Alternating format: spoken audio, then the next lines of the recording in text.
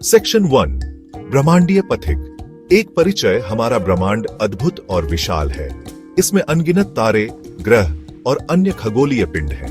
इनमें से कुछ पिंड, जिन्हें हम क्षुद्र ग्रह कहते हैं, हमारे ग्रह के लिए खतरा बन सकते हैं।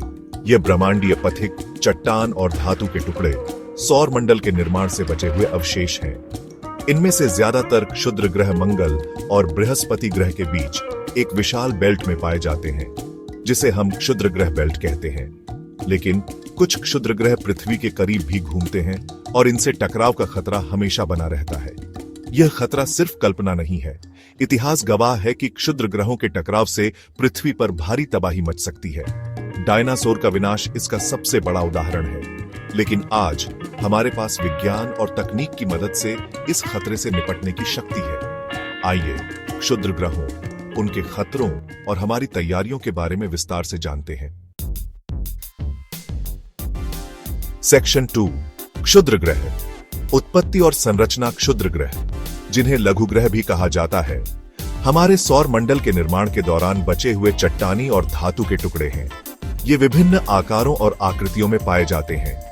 कुछ तो धूल के कण जितने छोटे होते हैं, जबकि अन्य सैकड़ों किलोमीटर व्यास के होते हैं। इनकी संरचना भी विविध होती है। कुछ क्षुद्र ग्रह मुख्यतः कार्बन से बने होते हैं, जबकि अन्य में सिलिकेट, लोहा और निकल जैसे तत्व प्रचुर मात्रा में पाए जाते हैं। यह विविधता उनके निर्माण की परिस्थितियों और उनके मूल स्रोतों के बारे में बहुमूल्य जानकारी प्रदान करती है। क्षुद्र ग्रहों का अध्ययन हमें सौर मंडल के शुरुआती दिनों को समझने में मदद करता है। इनमें मौजूद पदार्थ और उनकी संरचना हमें उस समय के बारे में बताती है जब ग्रहों का निर्माण हो रहा था। सेक्शन 3 पृथ्वी के लिए खतरा। हालांकि ज्यादातर क्षुद्र ग्रह पृथ्वी के लिए खतरा नहीं है, लेकिन कुछ ऐसे भी हैं जिनके कक्ष पृथ्वी के कक्ष को काटते हैं। ऐसे क्षुद्र ग्रहों को हम निकट पृथ्वी वस्तुएं एनईओस कहते हैं। यदि कोई एनईओ पृथ्वी से टकराता है तो यह विनाशकारी परिणाम ला सकता है। टकराव का प्रभाव क्षुद्र ग्रह के आकार और गति पर निर्भर करता है।